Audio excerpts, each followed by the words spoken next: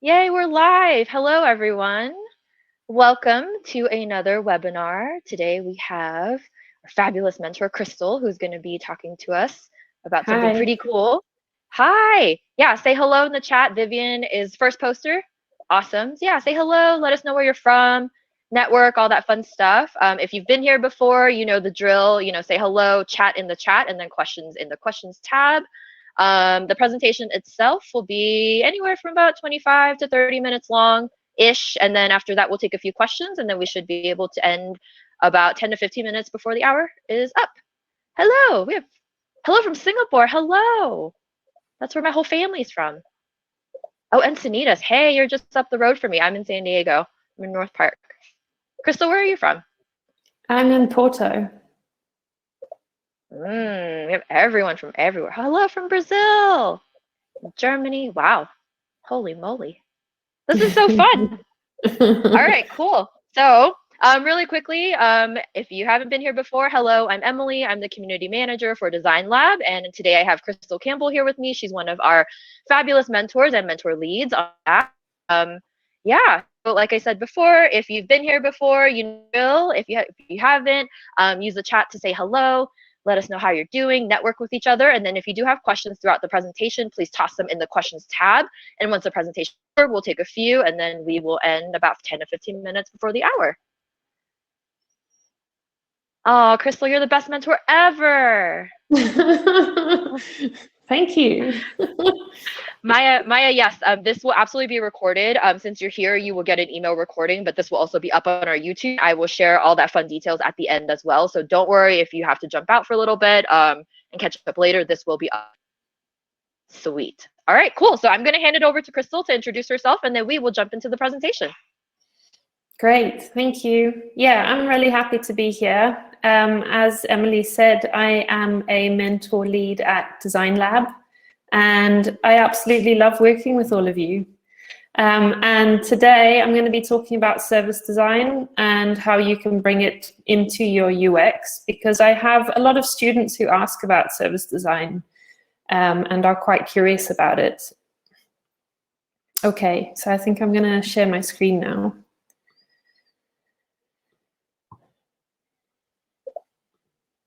Hello. So have people rolling in. This is awesome.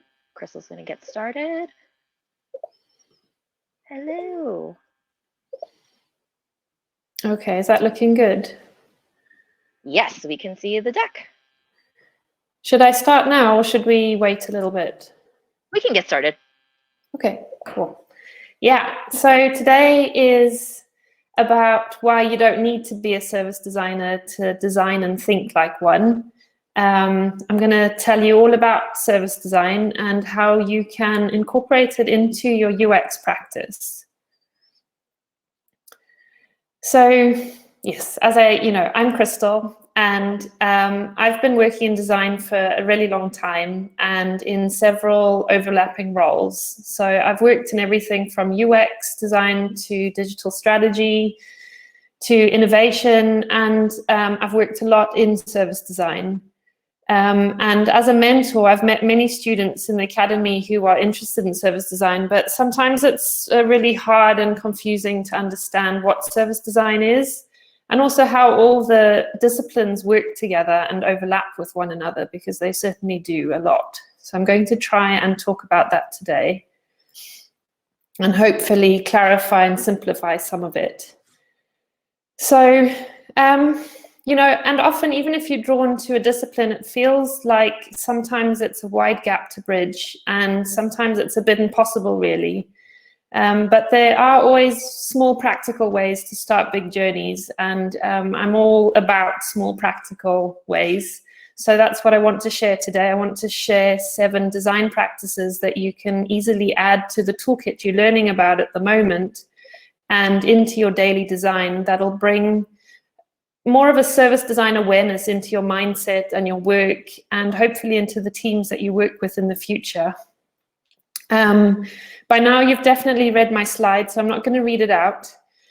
Just wanted to add that I'll be sharing some resources later as URLs, because I'll be talking about quite a lot of them in the presentation. So I would like you to have easy access to them. So I think the big question here is, what is service design?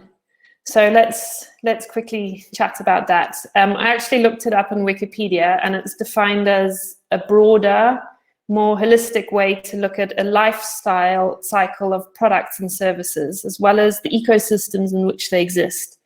And that's exactly why service design is confusing, because a lot of that is just words and we don't understand what it means exactly. In this diagram, you might have the UX role focused here on the photograph, on the experience this app that this woman is using. Whereas a service design project would ask you to consider the experiences before and after using the app that she would have. And they could be physical and digital. So you would look at the full picture of her experience. But it's not only this. You also need to look at the back systems that are there to support her front experience. And these back systems are not just technology, they are often people-supported systems like customer care or internal staff. And some of these can even be services in themselves, if that's not confusing enough. And I'm still not finished, because this is not all, because as a service designer, you also need to look at context, and you need to look at who and what and when other products and services and communities and systems and processes and technologies work around the services that you're building. So in the end, you have this very deep and wide interconnected understanding of the world around your front experience. And we can say a service designer's job, therefore, is to design an end-to-end journey, considering how a user can complete a goal from the very beginning to the very end, and oftentimes how it works across multiple platforms and services. And for this reason, in my definition for today's presentation, I want to put forward to have a service design perspective on your work, you need to build in small design practices into your work that will help you adopt this wider view, as well as the more focused one that you have already as a UX designer.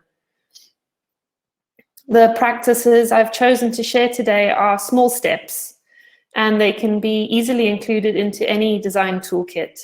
They're not going to make you into a service designer, but they will start to help you think and design in a broader, more holistic way about products and services and the world in which they exist. You will probably notice that I've also deliberately left out standard practices to both UX and service design, like being user-led, iterative design cycles, testing and learning, failing fast, designing with data, and measuring outcomes, because I want to focus on those more specific to the ethos of what service design is. So I will go through these 7 practices. I'll describe each of them, give some examples, and then I have resources for each of them so that you can learn more about them and begin to practice them yourself. So let's get started. Practice 1. Encourage the right behaviors. So when we design the interfaces, products, and services that people use on a daily basis, our designs have an impact on people's behavior. In this example, a design device as simple as circles on the grass indicate to people using the park how to organize their personal space and practice safe social distancing. So what you can do is look at ways at how you can incorporate more of an awareness of the impact of your designs on people's behaviors and start to design these in. Your designs should be encouraging intentional user behaviors that make a ripple for the better. Take a look at this pattern that Amazon uses. You've got the fast, free option automatically selected. And let's think for a moment about an Amazon of the future that wants to go green as part of their corporate sustainability. Maybe they want people to choose a slower delivery option. But as we all know, getting people to opt into green choices can be tricky. After all, we're going to have to ask them to sacrifice some of their money and definitely some of their convenience for it. So here, as a UX designer, we can bring into play a persuasion technique to help shape consumer behavior towards a greener option. And in this example, by default, the eco option is selected by the system. So for instance, a very simple and effective way is to make the desired sustainable behavior an opt-out, where users have to consciously choose to pick the more environmentally harmful option, like express shipping. And in this case, they might be less likely to do it. And they might also think twice. When a user can choose their goal parameters and their purpose, they feel more motivated to succeed. This is onboarding from the meditation app Headspace, and they use a number of behavioral science theories to keep users engaged for longer. Instead of relying on notifications and incentives, they have an onboarding sequence that helps develop users' desire to practice meditation. They base the practice around goals and habits.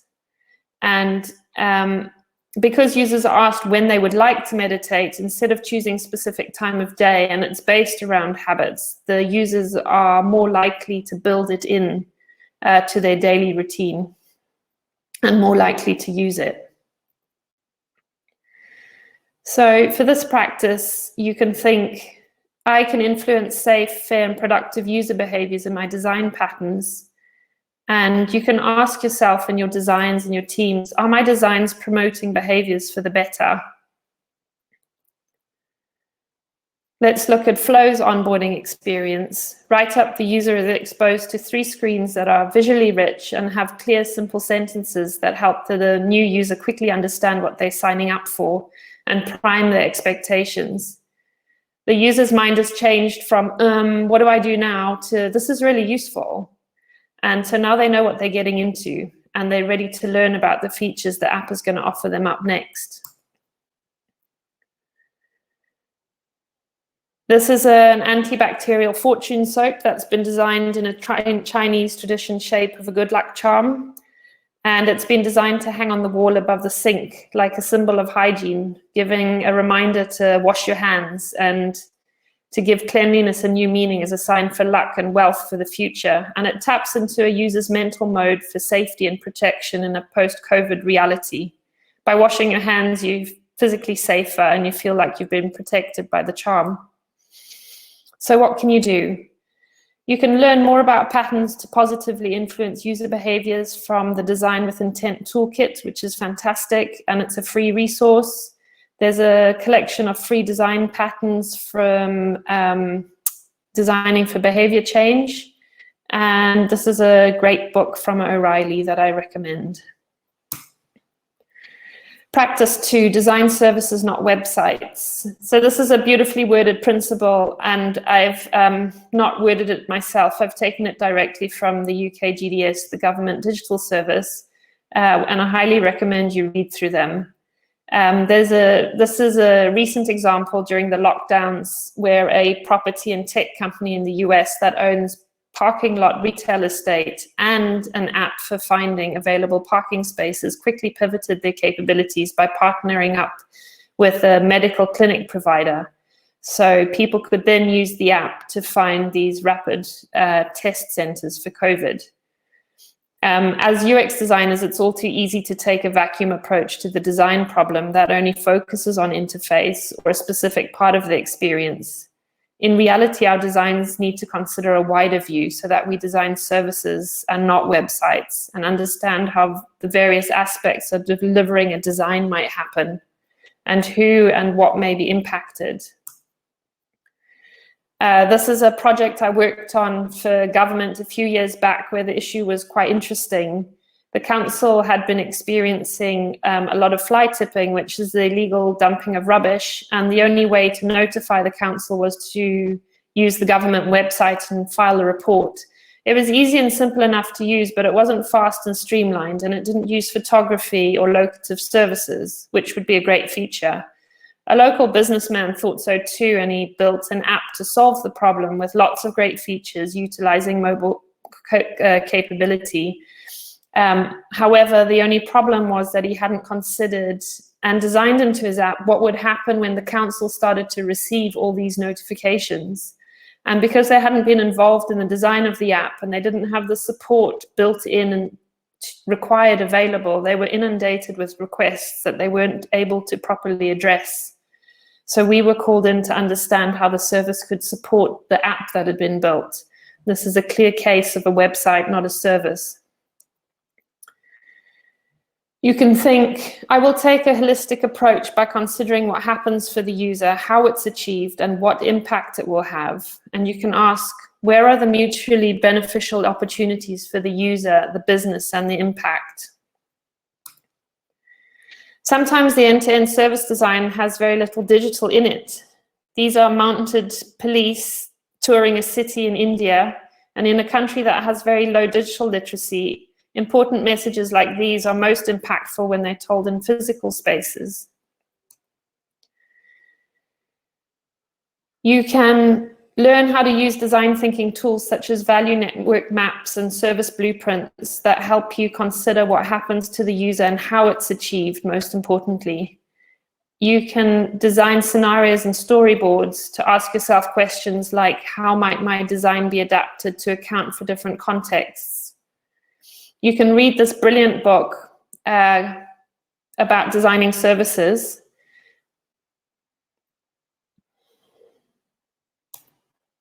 Practice 3.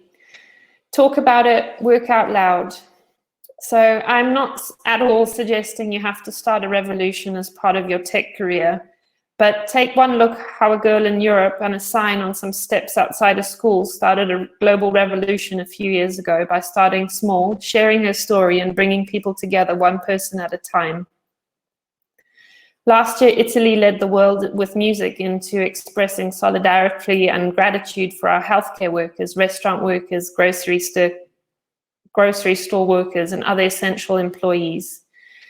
Similar movements were seen worldwide and adapted to fit the cultural norms. When we are designing, we should be sharing and talking about what we are doing as we are doing it. By inviting users, support staff, communities, and teammates to take part early on, as well as during the design process, will build trust and provide a support network of advocates for the product once it's launched. You can think, the designs I'm working on are important and impactful, and the people around me want to know about it and take part. And you can ask yourself and your teams, who can I invite to join in with the design progress, and how do they want to be involved? People are naturally drawn to form communities around shared interests and objectives, and communities centered on shared objectives can be strong and supportive. The example here is a community initiative to support independent local business during the lockdown with vouchers to help cash flow. Communities motivate us, challenge us, criticize us, and better us. If you can build a community of common interest around your designs, you will have built up a network of support that's super valuable.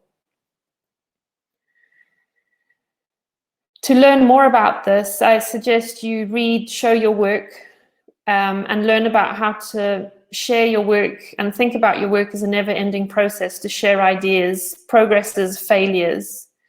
You can read the book Working Out Loud, which is also developed into a business practice that you can share in your teams and projects. You can use platforms like Medium and UX Planet and UX Collective to publish stories about your work. And you can invite people into your projects by working with them using whiteboarding tools like Mural or Miro and running co-creation workshops. Practice 4, be usable by everyone equally. At some point in the crisis, a normal trip to the supermarket became increasingly difficult with long queues outdoors and social distancing lines. So in an attempt to provide a solution for the queues, Lidl launched a WhatsApp chatbot so customers could find the quietest time to shop and ask any questions they had. Here on the chatbot, people were able to get all the information they needed using a platform they know and which is familiar to them during these unfamiliar times. Although it's not a very trendy solution, it was a solution that worked for the people. So the practice to be usable by everyone equally is taken from a set of universal principles set up in the book Good Services, which looks to understand the hands-on requirements of what it means to design a good service that works successfully for all the people that use it. For those hard of hearing, mask wearing brought new challenges. I'm hard of hearing but do not follow sign language. I understand by following lip movement of other people when they speak. With everyone wearing masks, I'm unable to even go buy groceries for myself as I can no longer communicate. So new challenges bring innovative solutions. This is a mask prototype designed by a college student that she altered to include just a see-through barrier so her mouth could be seen. Your designs also need to be usable by everyone who might need to use it. This means designing for a wide range of abilities and providing equal access for people who may otherwise be excluded. The brilliant Microsoft Inclusion Toolkit has these wonderful metaphors for looking at inclusion as a positive opportunity, saying if we solve for one, we can extend to many. By designing for someone with a permanent disability, someone with a situational limitation can also benefit. For example, a device designed for a person who has one arm could just as effectively be used by a person with a temporary wrist injury or a new parent holding an infant. So you can think, I will seek out sufficient research until I'm confident that my designs represent diverse user needs. And you can ask, have I validated my assumptions with diverse research participants? Have I tested my designs with a wide range of users? Inclusion can also be about digital literacy. People who, for many different reasons, would not be able to use your digital service or would have a harder time accessing it. It may be a lack of trust in technology or simply not having access to a smartphone. Since 2016, access to internet is a basic human right. And then during the pandemic, we saw that internet was championed as the remedy for all of us forced to stay at home. And yet for many it was a savior, yet it also exposed the underlying reality that not everyone has internet in their homes, and many were literally disconnected from their communities. This is an initiative from Barclays Bank called the Digital Eagles, which runs free programs in the UK to teach people basic digital skills. They acknowledge that if disadvantaged and marginalized communities are not digitally literate and engaged, they will not be able to access services, and the community as a whole will suffer. And this has a knock-on effect on the digital services that we design. So what can you do? There's so much to do. Read up on inclusive design. I recommend the Microsoft Toolkit. And then practice your inclusive problem-solving skills using the Soften Design, a design challenge generator. For your personas, use photography that doesn't perpetuate stereotypes, or use Open Peeps, which is a set of diverse people illustrations. If you don't have enough data to represent accessibility, there is data-informed open source accessibility personas from the GDS. And you can also try Cards for Humanity, which is a generator for inclusive personas.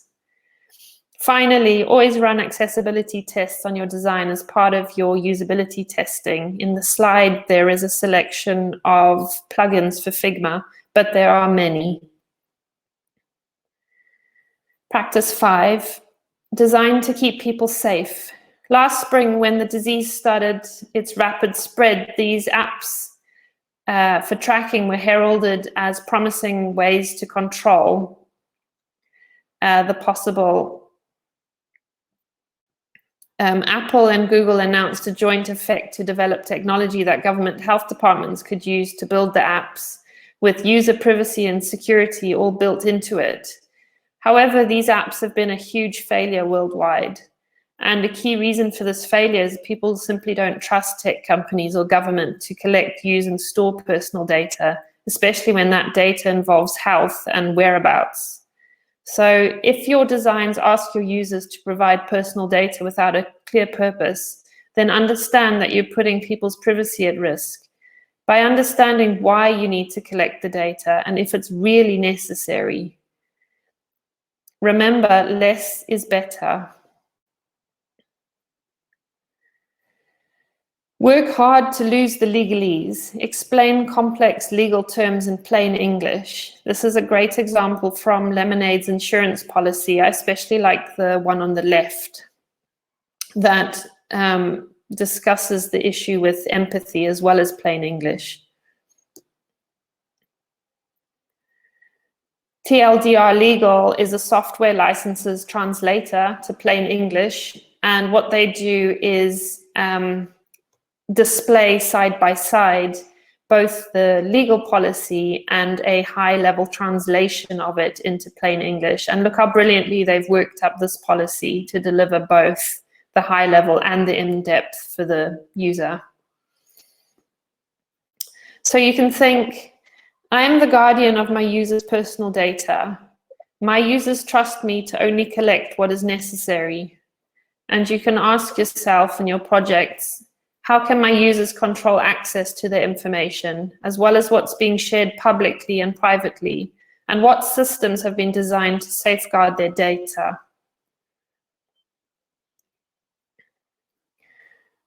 MailChimp's permanent delete feature allows users to, well, permanently delete their data with one click.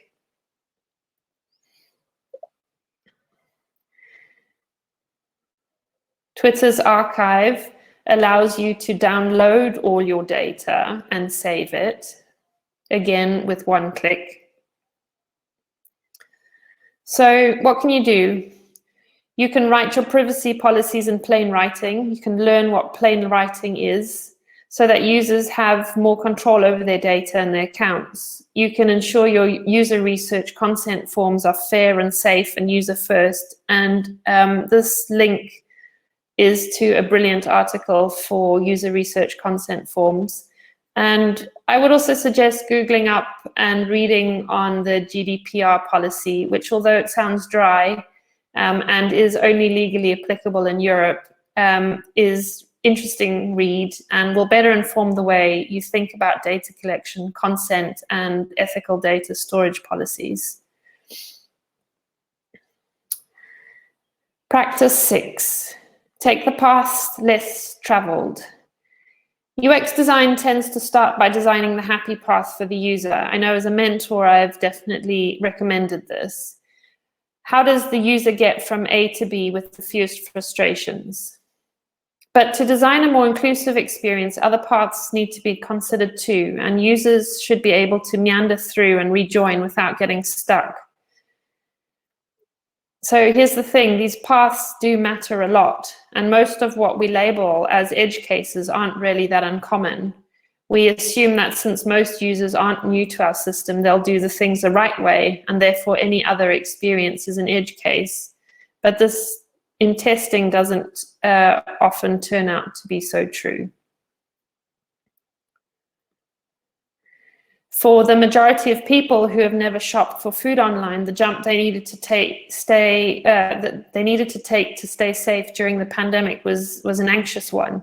And in the back end, when these services were designed, they had never been designed for an unprecedented demand in web shopping and the strain it would put on their technologies and user experience. In this scenario, a user's first time use of a grocery store website to buy weekly supplies, he's never done it before and is doing it with anxiety, but he's made the decision to go ahead because there's no alternative. As you can see in the animation, at the moment of checkout, there's suddenly a dead end because there is no transportation available and the current experience was never designed for. So what happened here was the equivalent of going to the grocery store, spending 45 minutes to pick and choose what you want. But when you get to the register, you find the cashiers are nowhere to be found and there's absolutely no indication of when they might return.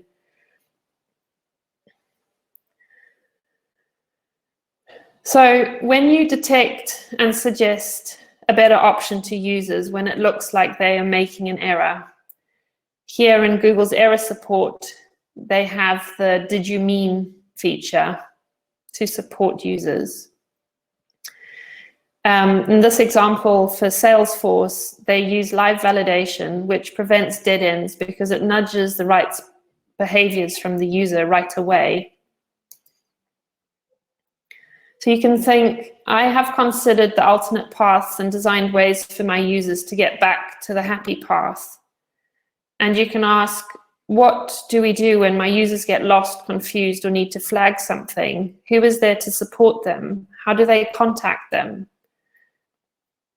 I love this example from Mint, who addresses the error with humor to lighten the frustration of the user, and then also provides 3 useful links at the bottom to try and get the user back on track. Here in the old iOS, we have error proofing, which is just a really small, neat, extra confirmation step that's been designed into the system and the experience to prevent user error. And we have Slack's loading message. Slack usually tells you something nice or funny to make you smile. They show built-in and customized quotes during the loading to take away the pain of waiting for the user. So what can you do? You can get to grips with the differences between task flows and user flows. I love this article, thoroughly recommend it, as demonstrated by Pancakes. You can learn about designing the unhappy paths, and I would recommend exploring Whimsical as a tool for great flow charts and being able to put together documentation like that really easily. And this is a brilliant book that you can read about the importance of designing for end experiences. It's something that we don't often talk about. And finally, practice 7, do good, design good. In the excellent book, Ruined by Design, it starts with, the world is working exactly as we designed it, not very well. Yes, as designers, we're responsible for the design we put out there in the pixels and the interfaces we design. We influence products and services, and we impact people, communities, systems, business models, and institutions that use them. Here's a wonderful example of 2 designs, starting with the design of the US-Mexico border wall, designed by someone and teams of many, and then the design of pink seesaws that fit perfectly across the fence, that created unity in a space divided and was named Design of the Year 2020. The set of seesaws were installed across the border to bring people together on either side, who bounced up and down and played briefly, despite being separated by the looming steel fence. The designer said they hoped the design would help people reassess the effectiveness of borders and encourage dialogue rather than division. Here is a homegrown design solution that allows a family to reunite safely through a plastic drop cloth hung on a clothesline. It was their first contact since the start of the lockdown. As designers of experiences, we are our users' advocates. What does this mean exactly? Well, this means we have a responsibility for the experiences people have. I'll let that sink in a little. Yes, we are those designers who hold that power. In Devs, the TV series by Alex Garland, we meet characters that are rather too convinced of tech's redemptive powers, and it explores the darker forces of potential that tech can spin. As designers, we must stop and look around and question what we are gaining and what we are losing and how we should design to live in the midst of all this. And in a world that needs it, we are also our planet's advocates. But we often forget the implications of this when we create digital services, because sometimes it's easier to focus in on the pixels than to think about the impact the product or the service we are designing will have. But as experienced designers and experts in the interfaces between digital and physical, these are ethical questions you do need to be asking yourselves.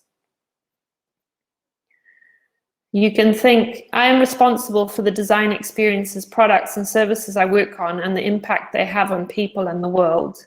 I will not turn a blind eye. And you can ask, are my designs taking into account their impact on the environment and other wider systems? And do they promote behavior change for the better? And what can you do? You can read up on the issue. there's 2 books, Do Good Design, which outlines a sustainable approach to the practice and consumption of design, and Ruin Design, which is a design ethics and activism must-read for all designers. There is a toolkit from Ethics for Designers with templates that will help you build ethical designing into your craft. You can read up on the Designer's Code of Ethics from Mule, and there is also the Do Good Pledge. So maybe you'll find yourself working on a new digital product for remote schoolers in the future, or a service to encourage safer modes of travel post-COVID. Maybe you'll be building a new social share feature for pet owners, or an app to help people start saving money. By applying even a few of the service design practices I've spoken about today can help you have that wider, more inclusive and more purposeful view of the world, the people in it, and the impact your new product or service designs will have. I hope that I've inspired you to take that wider look at your designs and to question things and to share your thoughts and speak out loud in your teams and make that small ripple of a difference. I hope that it now feels like a bridge a bridge across the gap, that little less impossible for you to start your journey. Thank you.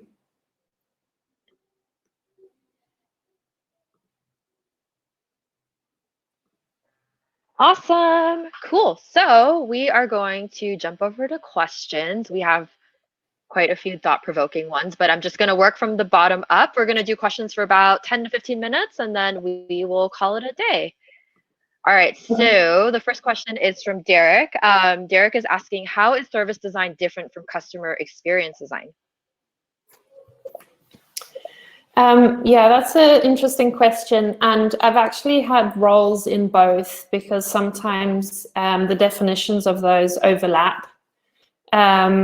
So service design has much more of that front view for the customer and the back end view of how it all works, and also the contextual view of how everything works together inside that world, whereas customer experience design is much more front facing. Awesome. Hopefully that answered your question, Derek. Next question is from Fallon. How might we shift the mindset to design services, not websites? We often get the pixel feedback or opinion of one-based feedback. Yes. If you are working on a particular screen in a digital product, then the conversation will be pixel based.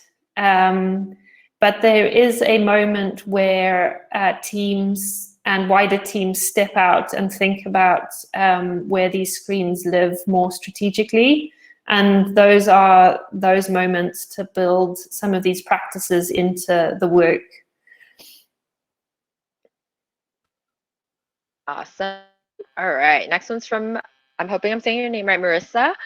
What does your day-to-day look like as a service designer? I understand it may differ each day, but what typical day look like?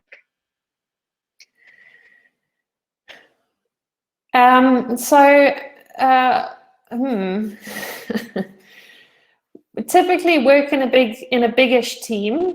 Might have about 15 people to work with, although we would have a core team of about 3 or 4, and always start the day with a stand-up, which is taken from agile practices, and that just helps us focus in on what are we doing today. As you can imagine, service design projects can be quite wide, and there can be a lot of questions to ask. So it's really helpful to focus the team in on the question of the day and the problem to be solved.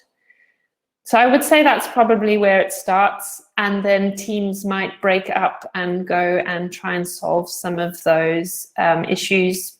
It could be designing, it could be speaking to users and doing user research. It could be speaking to other teams and understanding how the systems that support what we're designing work. Cool. All right. So next one's from James. Do you have any example the client was persuaded to change the design brief from website to service?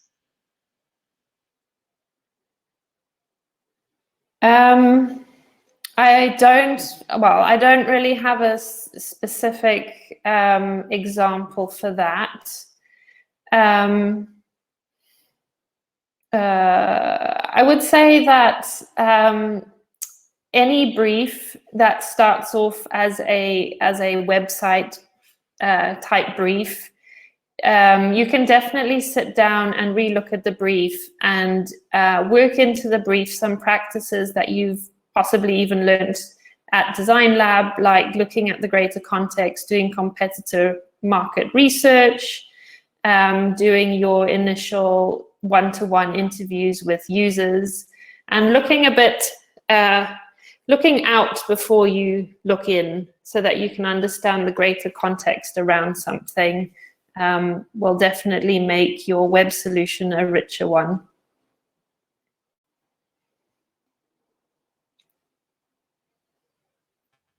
Oh no. Hold on. There we go. Next one is from Sophie. Sophie's saying, we often try to align our workplace with our values. Do you have or recommend any tools for making sure we understand our personal values? Plus, I guess, and that our values as individuals align with ourselves.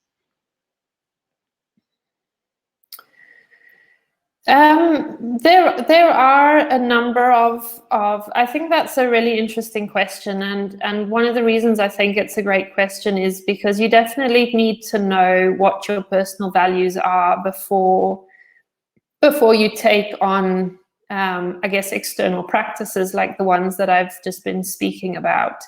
I would suggest that, you know, I've seen that there's a number of toolkits and card sets to ask these kinds of questions, and I would propose that it's probably quite an introspective practice to do first, and then I would also like to say that you know, once you know what those are and you're happy with them, you can also look at building small communities of like-minded values of people inside your office or your team, and try and see how those work into the designs that you put out. Awesome. All right, next one. I think we have 3 more interesting ones. All right, and then we will call it a day. But this next one is from Archit. How do we make sure that we incorporate service design into every kind of design?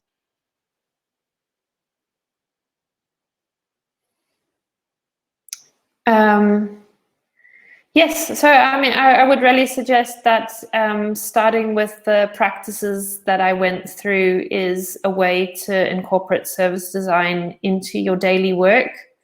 As you get more comfortable with not only personally working this into projects that you're working on, but also starting to influence the team you're working with, you will slowly be able to build up more of a community within your projects that allows you to take more and more of a service design perspective on projects that come in. All right, next one is from Sahar. So, since AI is developing, will that affect service design in any way? I have actually pondered this question myself. There is, I think, so I'm going to answer for service design and UX too. There are some things that AI can definitely aid us with when we come up with some of our solutions. Like, I think, you know, you can plug in common design patterns for UX and common UI patterns into an AI that could generate a randomizer of solutions. However, no AI could do research, user research, and do that creative thought pattern from this is what I've learned about my user needs and how does it translate into designs. I think that's one place where we designers will be working without AI assistance. That'd be interesting, though, if AI could do user testing for us. Make it so much faster. Yes. All right, we're gonna go with 2 more questions and then we will call it a day. So the next one is from Lenore. Lenore is saying, this was so interesting. I'm coming from service delivery and support. How can I learn to be a service designer and not just a UX designer? How do you even start? There are, so I think that actually starting with a UX course is a good place to start. It gives you that strategic thought and a whole bunch of methodologies that you can build into your practice to really start understanding the nitty-gritty of what goes into building a digital experience. Then you could possibly get a job as a product owner or a product manager maybe, which again asks you to look at that very strategic view of what you are doing. And after a couple of years there, you can definitely move into having a service design role. Other than that, there's also courses available to do service design, of course, and books and workshops and all of that. All of the extra things that every designer usually does, right? Yes. Yeah. All right, and this one is a hot question from Renee, and this is, I'm sure everyone's wondering, how can our folks who have joined us today connect with you? LinkedIn is great, and I also have an Instagram, which is at We Make Unicorns. Yep. Which is sometimes posted on, not that often. So yeah, you can connect with Crystal on LinkedIn or Instagram, and it was at We Make Unicorns. Is that correct? Yeah. Yeah. All right, cool. So that is it for today. Thank you so much, Crystal. This was awesome. It definitely seems like everyone there's so many resources in the chat right now that it's amazing to kind of see the conversation that's been going around. But yeah, thank you so much, everyone, for being here. Like I said, this is recorded, so if you're here, you'll likely get an emailed copy, but this will also go up on YouTube. I'm going to post all that fun stuff in the chat right now. But yeah, that's our YouTube link. Give us a shout out. Give us a thumbs up, all that fun stuff. Follow us on Instagram, all the usuals. But yeah, thanks so much, Crystal, for your time. This was amazing. And yeah, feel free to reach out to Crystal if you guys have questions. But other than that, we will call it a day and we'll see you for our next webinar. Thank you. Thanks, everyone, for coming and listening to me. I appreciate it. Thank you, Crystal. Thank you, everyone. We'll see you later. Okay. Okay, bye. Bye.